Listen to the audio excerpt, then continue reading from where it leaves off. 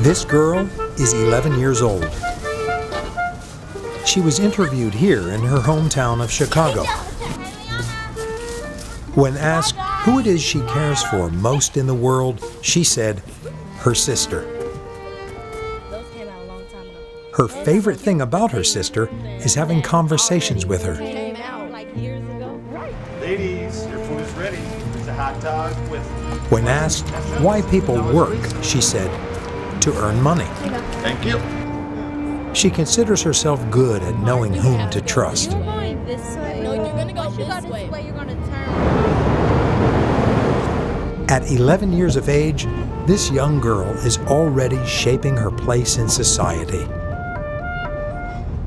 She recognizes right from wrong and shares feelings of pain with others.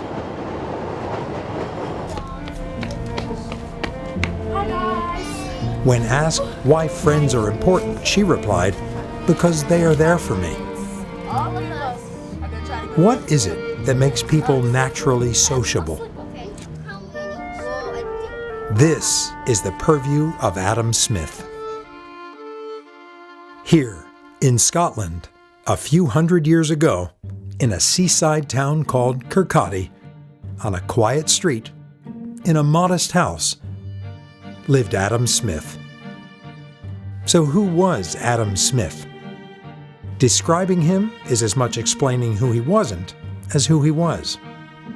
Smith is most often associated with economics, a field which didn't exist in his time and is little understood today, with most economists believed to be either fortune tellers or stockbrokers. Further, Smith is associated with capitalism, of the greedy, villainous variety. His ideas would be named capitalism only long after his death. In truth, Smith was a moral philosopher, a teacher, and author of two highly influential books which most people haven't read, and you probably won't either. They were The Theory of Moral Sentiments and An Inquiry into the Nature and Causes of the Wealth of Nations, or simply, The Wealth of Nations. Both books were first and foremost about harmony, one socially and one commercially.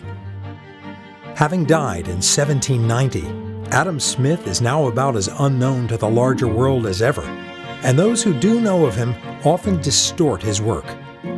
However, amongst economists, law theorists, and other scholars, he has enjoyed a tremendous growth in influence and appreciation.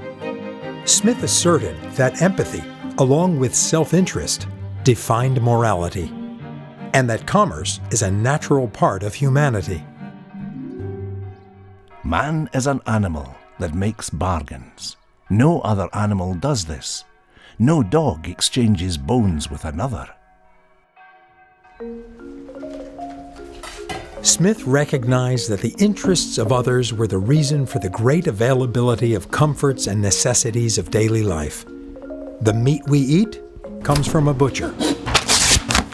The bread from a baker. Smith's glass of beer from a brewer. Each provides these goods not out of a sense of benevolence, but for personal gain. Smith believed that as people bargained and socialized, their separate interests might align, as if led by an invisible hand to mutual benefit. Every individual neither intends to promote the public interest, nor knows how much he is promoting it.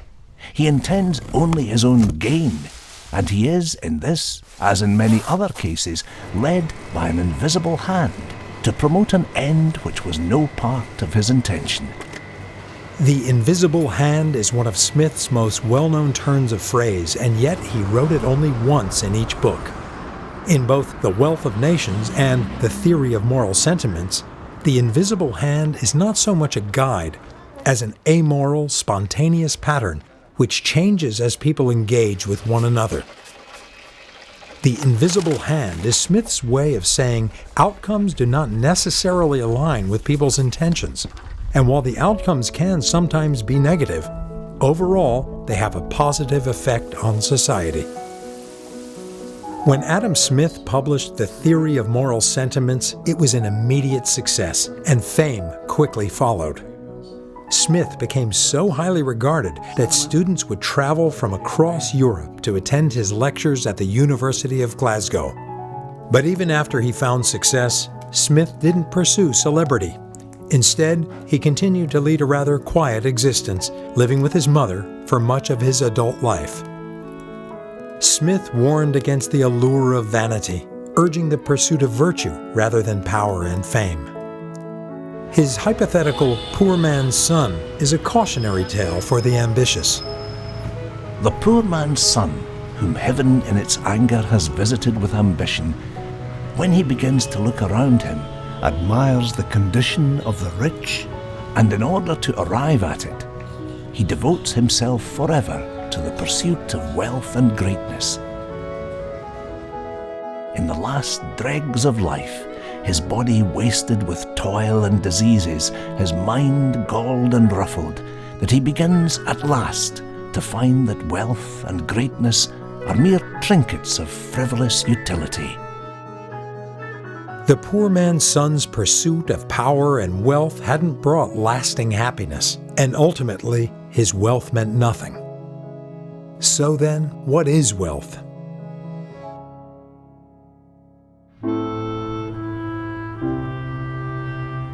This was once the venerable Bethlehem Steel Plant in Bethlehem, Pennsylvania.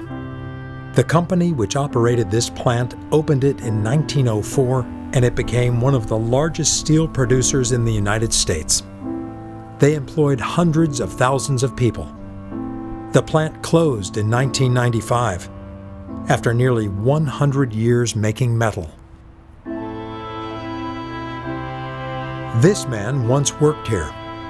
He recalls a time when the noise from the mill could be heard anywhere in town. Generations of men and women worked here, producing what he believes was the finest steel in the world. The production line stretched for miles. The work was dangerous, but the pay was good and the city of Bethlehem thrived. But the market changed. The cost of making steel in the United States began to rise, and the steel industry began to move to less expensive parts of the world.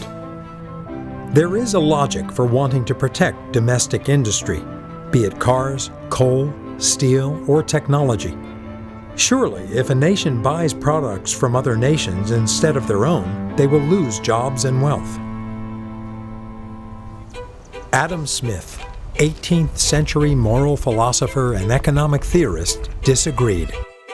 Smith was middle-aged when he resigned from his professorship at the University of Glasgow, becoming the private tutor of a young Scottish duke. The duke was a patron of the Scottish Enlightenment and managed a massive estate. Smith traveled with the young man for nearly 2 years throughout France and Switzerland. During this time, Smith met with many of the great minds of the French Enlightenment, who greatly influenced his views on trade. In particular, the French physiocrats, who emphasized agricultural productivity as a key part of a nation's wealth, and advocated a laissez-faire system where self-interest would motivate the activities of the economy. In Adam Smith's time, rulers calculated wealth by a nation's stores of gold. So, countries provided subsidies to encourage exports while enforcing strict tariffs to limit imports, all in an effort to stockpile gold. This early economic system was called mercantilism.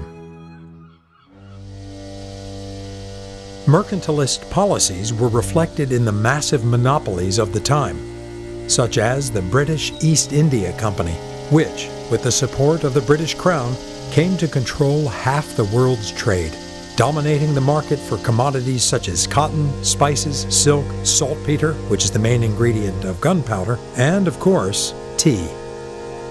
The nature of mercantilism encouraged belligerence, colonialism, and slavery, all to maximize the hoarding of resources to add to a nation's stockpiles of gold. Monarchs and rulers behaved as if there was a finite amount of wealth and everyone scrambled for a piece. They didn't realize the market could grow.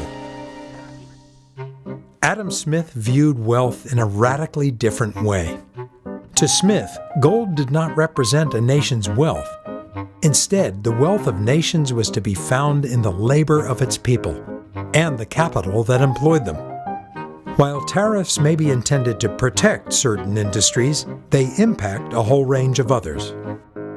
If a foreign country can supply us with a commodity cheaper than we ourselves can make it, better buy it of them, with some part of the produce of our own industry employed in a way in which we have some advantage. Each nation has some advantage over another. Accepting imports does not diminish a nation's wealth, so long as its people commit their labor to the industry or industries where they hold an advantage. And while in Smith's day a nation's commodities were tangible produce and products, now services too can be exported. This call center in India exports phone support to companies all over the world.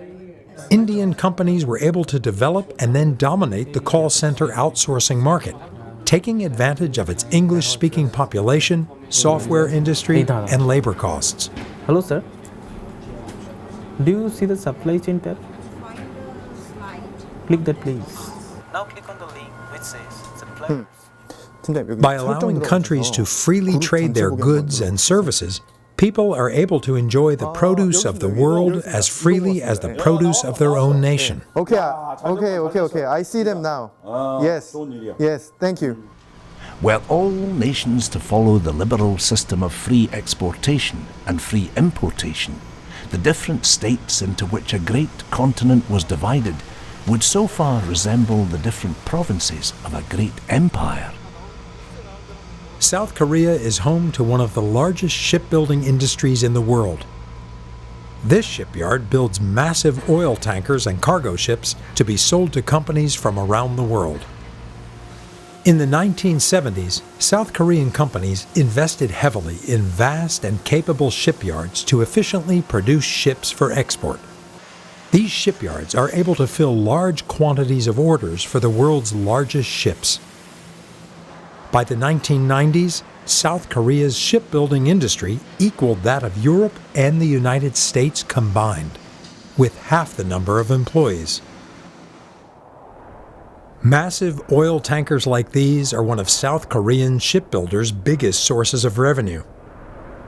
South Korea is not much of an oil producer. In fact, they import nearly all of their oil from other countries. So the majority of these ships, with their vast storage tanks empty, are sold to nations whose own advantages will see them filled.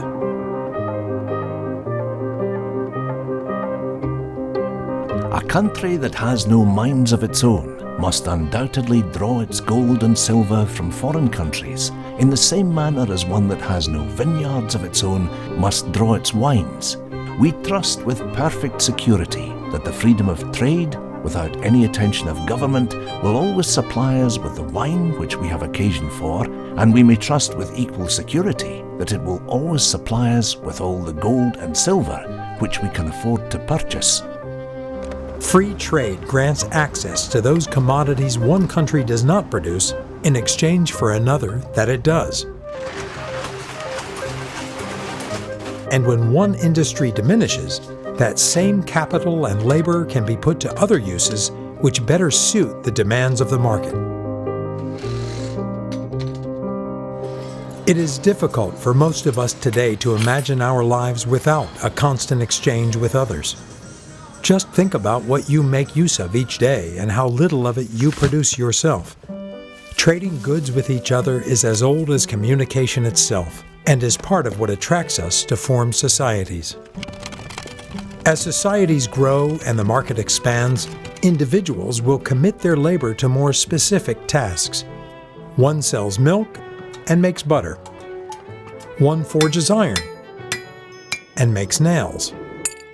One spins yarn and makes textiles, and the farmer grows crops.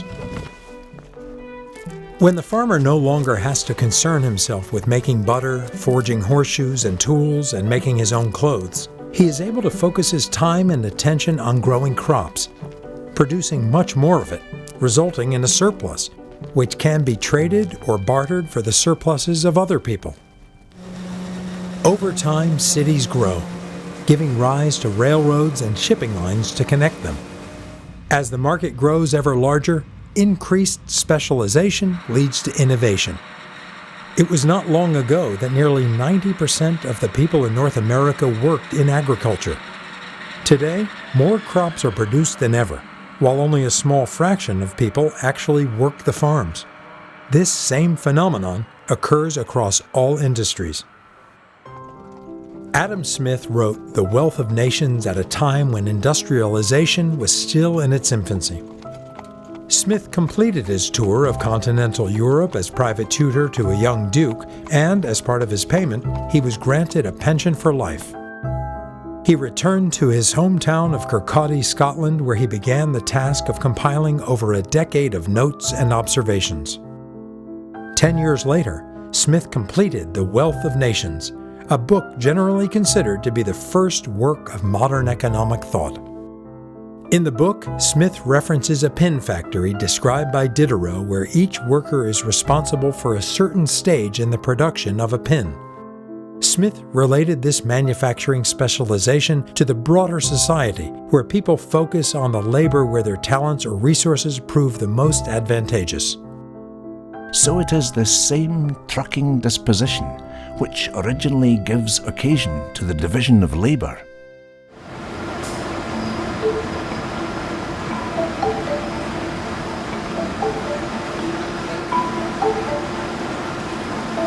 Division of labor is the separation of work into specialized tasks. In focusing on a single task, a worker becomes proficient, possibly even discovering efficiencies of their own. The more people participating in the division of labor, the more that market benefits. Likewise, the larger the market becomes, the more opportunities there are for the division of the labor. When the market is very small, no person can have any encouragement to dedicate himself entirely to one employment, for want of the power to exchange all that surplus part of the produce of his own labour for such parts of the produce of other men's labour. If there are no people to trade surpluses with, there is no need to make a surplus in the first place. It is only when people can sell to wider and wider markets that specialization increases. Today's global markets have increasingly complex products and supply chains, meaning thousands of specialized tasks may be contributing to the production of a single good. And the goods you purchase and enjoy every day can be the product of a person's labor thousands of miles away. Here in Addis Ababa, Ethiopia, this woman is beginning her day as she often does, waiting for the bus that carries her to the garment factory where she works. The people here have transitioned from an agrarian society to an industrialized one. Their lives have changed drastically in the past decade.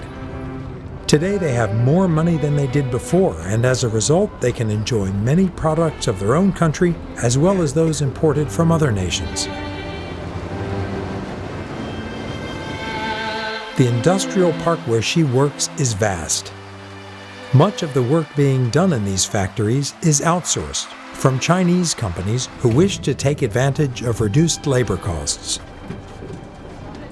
The workers are primarily women, and while the working conditions are reasonable, their wages are low and the work is very tiring. Thousands of workers arrive to work each day. This garment factory specializes in outerwear, light jackets in particular. Each worker focuses on a single task all day.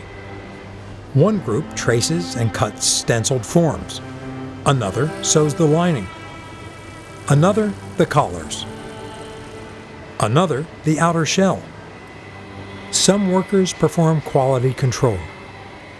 She focuses on the cuffs.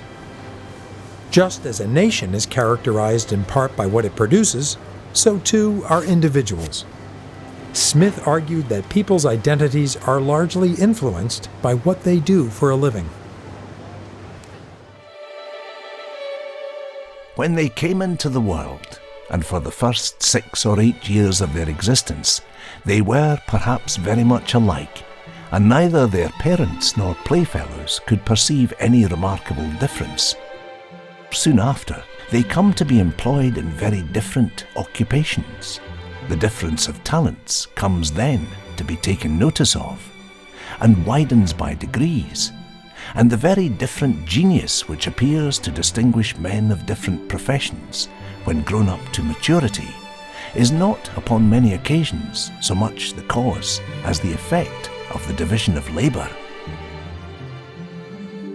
In Smith's day, to argue that people were essentially the same at birth was a radical claim. And while he implies that specialization is a significant contributor to each person's identity, he laments the negative effects of the monotonous and confining work which may arise from specialization. The man whose whole life is spent in performing a few simple operations generally becomes as stupid and ignorant as it is possible for a human creature to become. The torpor of his mind renders him not only incapable of relishing or bearing a part in any rational conversation, but of conceiving any generous, noble, or tender sentiment, and consequently of forming any just judgment concerning many, even of the ordinary duties of private life. But in every improved and civilized society, this is the state into which the labouring poor, that is, the great body of the people, must necessarily fall, unless government takes some pains to prevent it. A rather harsh description, but it's meant to underline the difficulties faced by many workers. Not all find a comfortable place in the free market. Vast swaths of a population can become stuck in a rut of low-paying, uninspiring work, which makes it difficult for them to advance their interests and pursue more satisfying, comfortable, and secure lifestyles. Smith believed the true measure of a person's life extended well beyond their labor, that it was far better to love and be loved in return. The market alone may not ensure positive outcomes for all, and if a society's standard of living is to be advanced as a whole, the governing body might make some kind of effort to provide education and other opportunities. After all, there is more to people than just commerce.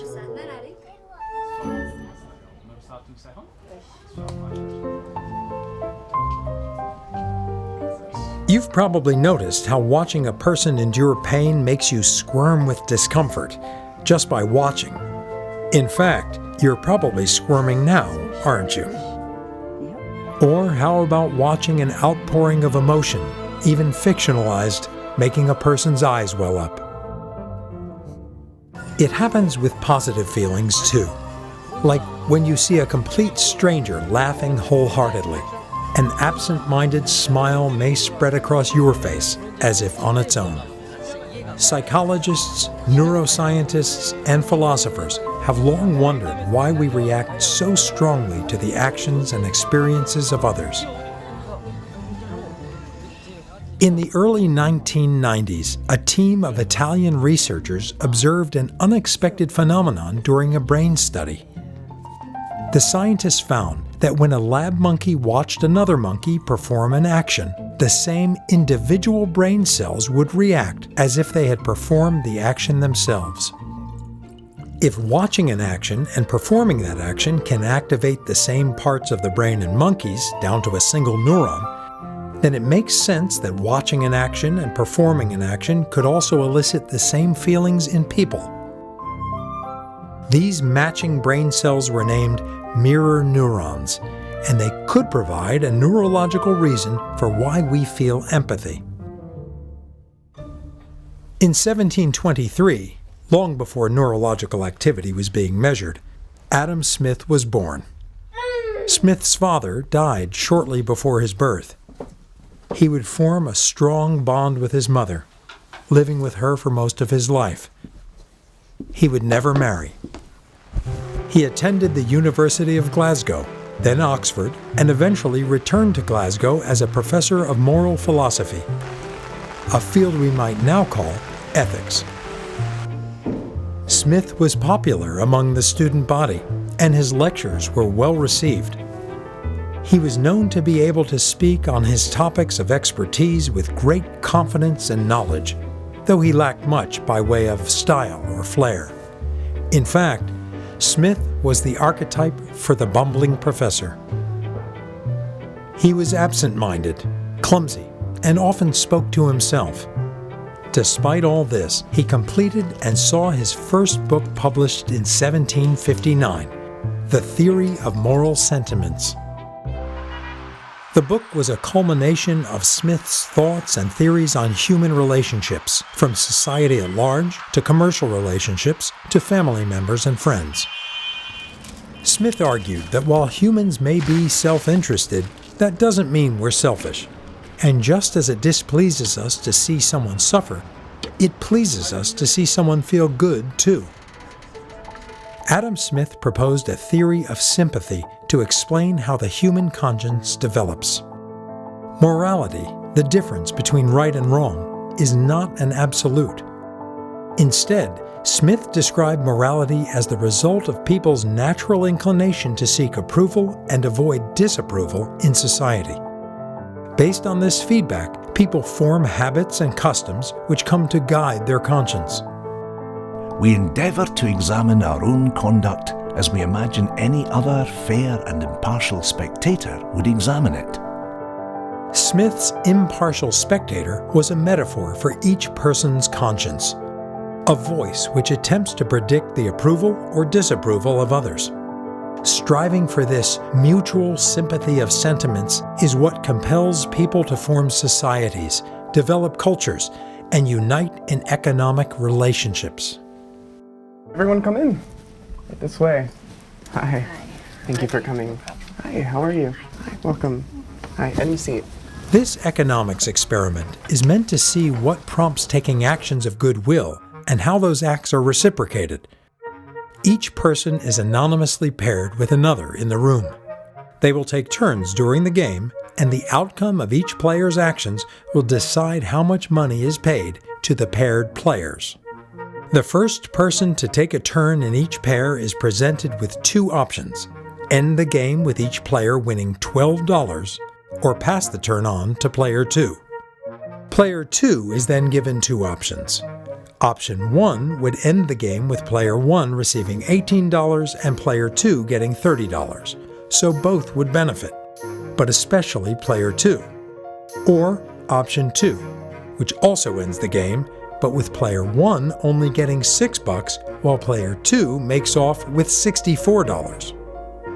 55% of player 1s chose Option 2, trusting player 2 would act for their mutual benefit rather than picking the greater payday at their expense. In the end, 67% of player 2s chose mutual benefit rather than the larger payout. The players were all anonymous and paid discreetly, and yet, even with no fear of retribution or ill effect on their reputation, the majority were still compelled to act for the benefit of a complete stranger. These results confirm Adam Smith's belief in people's sympathetic nature, but he knew there were limits to people's sympathy. Smith presented this view with a parable of an earthquake in China. Suppose you learn of a great disaster in a far-off land which has resulted in the death of thousands. As news spreads, you become engrossed in the people's plight. The photos and video only make the tragedy more real. You see images of anguished people, and it moves you to imagine the depth of their loss. Family members killed, homes destroyed. You too treasure these things and you sympathize. But in the peace of your own life, your mind strays and soon some comparatively meaningless task distracts you, pushing your concern for the far-off tragedy to the back of your mind.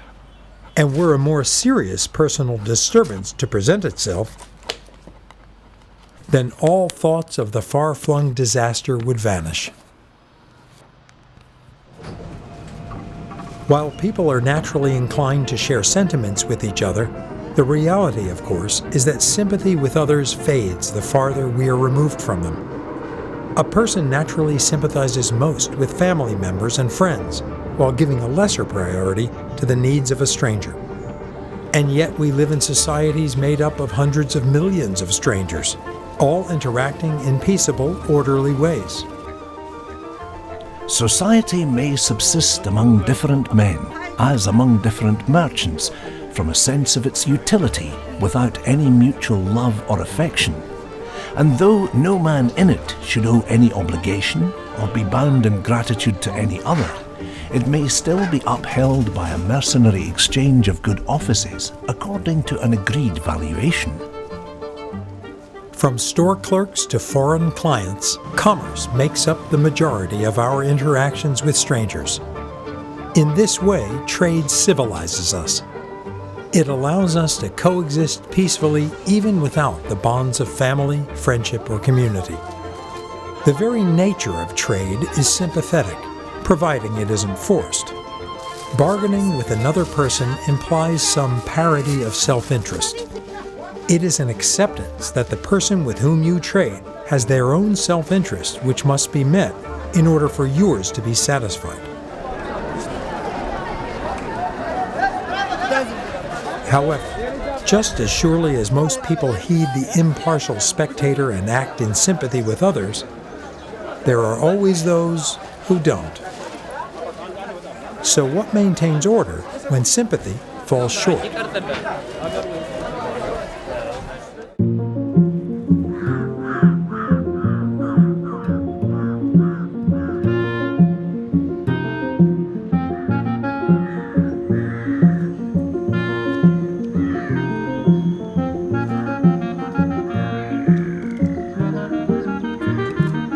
Many years ago, it is said, there were too many cobras in Delhi, India.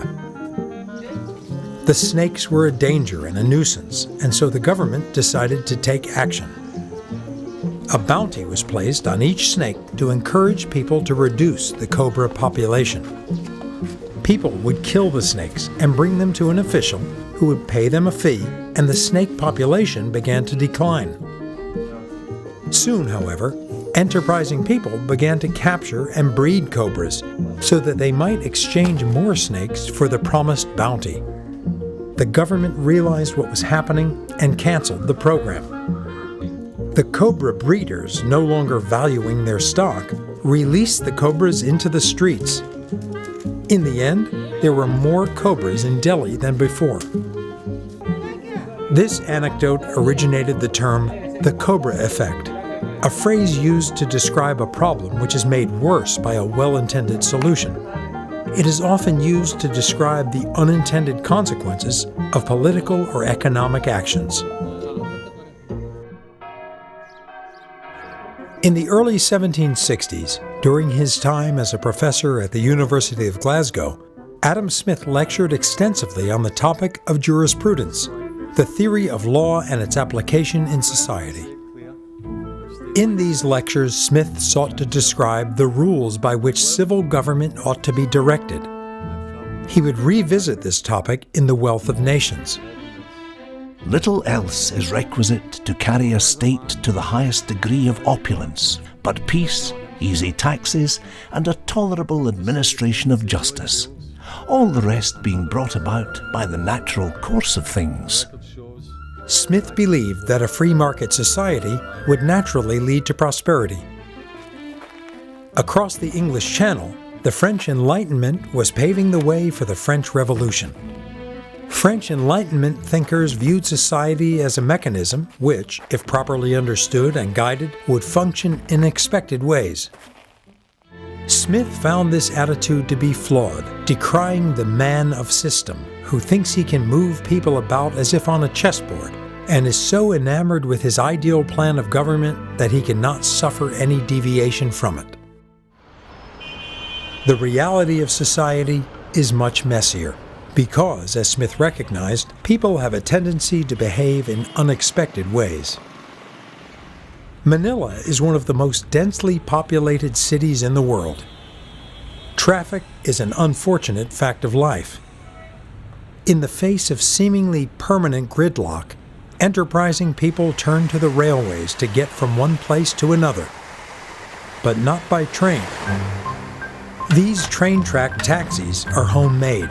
independently operated, with stops, routes, and fares that formed organically.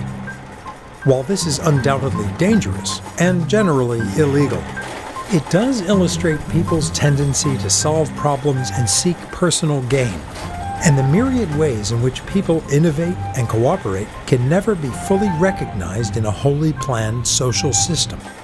However, people could not benefit from their enterprising nature if not protected from the vengeance of enemies, subjugation by the state, or the theft of their property.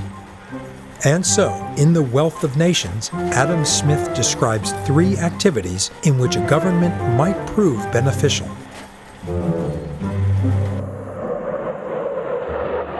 The first duty of the sovereign, that of protecting the society from the violence and invasion of other independent societies, can be performed only by means of a military force.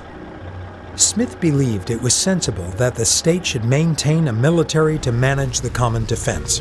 The expense of a military, though, is great, and, in general, Smith found warfare to be a waste of lives and resources, both of which could be put toward more productive uses. Like public works, another ideal duty for the state. Smith felt public works had to meet certain criteria to be justified. First, it must be beneficial to everyone. Second, it should not be something that could be provided privately. In particular, Smith noted the need for education. Though the common people cannot, in any civilized society, be so well instructed as people of some rank and fortune, the most essential parts of education, however, to read, write, and account, can be acquired at so early a period of life for a very small expense. The public can facilitate, can encourage, and can even impose upon almost the whole body of the people the necessity of acquiring the most essential parts of education. Smith acknowledged that all members of society should have a basic education, and thus be best equipped to develop and pursue their interests in society. Smith even suggests that since an educated public is of benefit to society as a whole, having the public pay for such education is justified.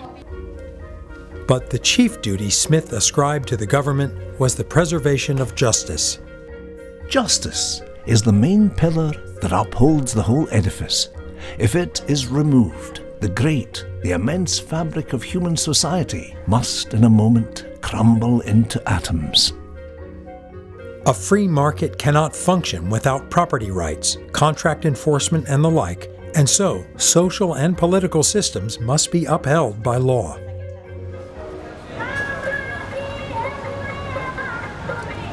But Smith's idea of justice extended beyond mere legal connotation. It encompassed ideas of fairness, virtue, and sympathy. Smith urged serving justice to oneself. When out in the world, don't put yourself in harm's way. Don't allow yourself to be taken advantage of. This wasn't meant as a substitute for real, enforceable justice, but more a way of expressing responsibility for oneself and not letting yourself be hurt or swindled. Likewise, do justice unto others. Treat others with respect and regard. We may often fulfill all the rules of justice by sitting still and doing nothing. While Smith felt justice should not compel people to act on another person's behalf, he also believed it better to help others if you are able. Adam Smith died in 1790, leaving behind a moral and political guide to human behavior. Today, many scholars struggle to reconcile his theories on morality, economics, and law. How could one so convinced of the necessity of self-interest also proclaim the strength of our natural sympathy? And how could Smith urge acceptance of spontaneity while still advocating adherence to the rule of law? This is the timeless beauty of Adam Smith, a man who painstakingly articulated the quirks, flaws, and wonders of human nature and reveled in it.